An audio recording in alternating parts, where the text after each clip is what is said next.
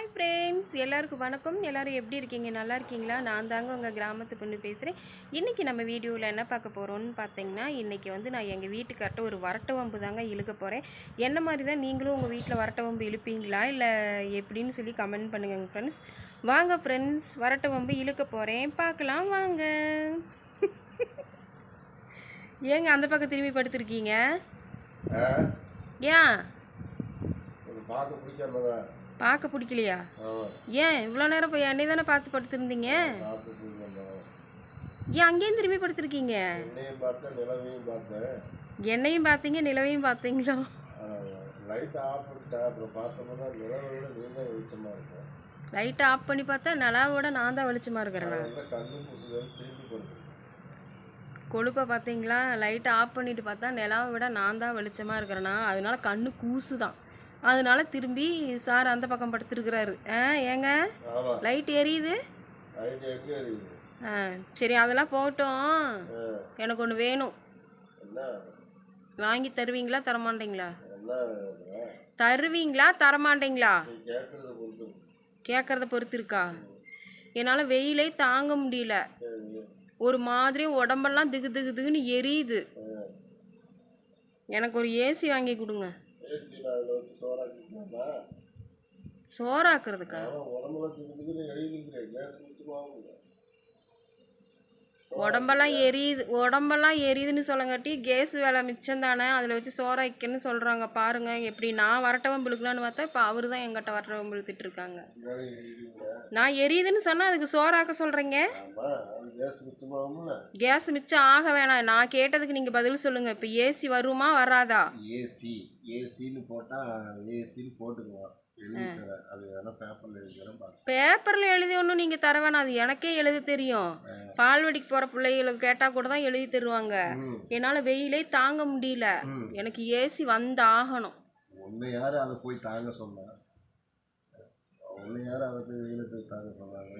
நான் வெயில தாங்கலைங்க. என் உடம்பு தாங்க மாட்டேங்குதுங்க வெயிலுக்கு. ரொம்ப ஒரே வெக்கையா இருக்குதுங்க. அதனால எனக்கு ஒரு ஏசி வாங்கி கொடுங்க. மொட்டை மாடியில் நிற்காதேன்னு சூரியன் வந்து மேலே படுறது என்னமோ முதுகில் ஏறி நிற்கலாமான்னு நினைக்கிறேன். சூரியன் என் மேலே படுறது முதுகில் ஏறி நிற்கிற மாதிரி சொல்கிறேண்ணா? அதுதான் மொட்டை மாடியில் நிற்கும். உடம்பு எரியுதுன்னு சொன்னால் எரிஞ்சா பரவாயில்ல, கேஸ் மிச்சம் தானே, அது சோறு குழம்பாய்க்கன்னு சொல்கிறீங்க. வெயில் தாங்க முடியலன்னு சொன்னால் வெயில இனத்துக்கு நீ போய் தாங்குற, அது பாட்டுக்கு இருண்டு போகுதுன்னு சொல்கிறீங்க. என்ன எனக்கு ஏசி வேணுங்க. என்னால் வம்பு இல்லை கம்பு இல்லை. கம்பு இருக்குல்ல, கம்பு இடித்து கம்புச்சோறு ஆக்கி திட்டோம்னா சூடு குறையும் வெயிலுக்கு. ஏங்க இப்படி பேசிட்டு இருக்கீங்க? நான் என்ன கேட்டுட்டு இருக்கேன், நீங்க என்ன பேச்சு பேசிட்டு இருக்கீங்க? என்ன நீனா நல்லெண்ணெயா கேக்குற? நல்லெண்ணெய் கேக்குறேனா? ஏசி வேணும்னு கேட்டுட்டு இருக்கீங்க. உங்களுக்கு காதுக்கு விழுகுதா இல்ல குச்சி எடுத்தாவது குத்தி விடட்டுமா? குளிர்சாதன பெட்டியா? குளிர்சாதன பெட்டியா? அப்படி சொல்லு. ஏசி ஏசினா எனக்கு எல்லாம் தெரியும். ஏசிங்க, ஏசி. இந்த ஜவுளி கடை பாத்திர கடைக்கு இதுக்கெல்லாம் போனோம்னா குளு குளு குளு குளு குளுன்னு சுத்த நேரம் அந்த ஃபேன் காத்துல நின்றுட்டு வர்றீங்கன்னு சொல்லி நின்றுட்டு வருவீங்கள, அந்த அந்த குளு குளுன்னு காத்து வரும்ல, அந்த பெட்டிங்க. அந்த பொட்டி வாங்கி தர சொல்றேன். வீட்டுக்குள்ள ஒன்று இருக்கா? ஐஸ் பெட்டி இருக்குதுல்ல. ஏசிங்க. ஏசினா எனக்கு தெரியாது. என்ன இப்போ முடிவா நீங்கள் என்ன சொல்கிறீங்க? ஏசி வாங்கி தர முடியுமா முடியாதா? ரெண்டே பதில். ஆகும் ஆகாது. அதோட நிப்பாட்டுங்க. சும்மா கசகசனெல்லாம் பேசிகிட்டு இருக்கக்கூடாது. நீங்கள் ஆகாதது என்னால் நிப்பாட்டி வைக்க முடியாது, சொல்லத்தான் முடியும்.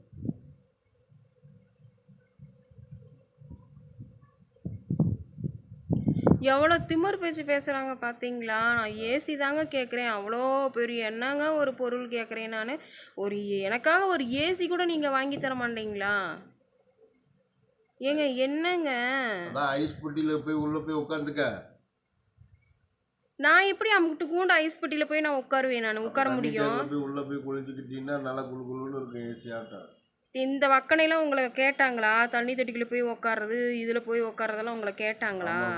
நான் கேட்டதுக்கு வந்து நீங்கள் ஒன்றுமே பதிலே சொல்ல மாட்டேங்கிறீங்க. காசு வரட்டும், மட்டும் ஒவ்வொரு ரூபாயாக சேர்த்துக்கிட்டு வர்றேன்.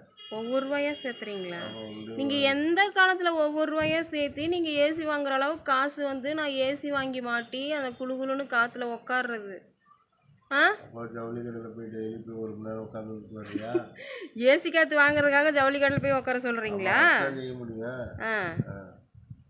பரவாயில்லையே, பாருங்க என்னாமெல்லாம் ஒரு பேச்சு பேசுகிறாங்க பாருங்க. ஒரு ஏசி கேட்டது குத்தமா?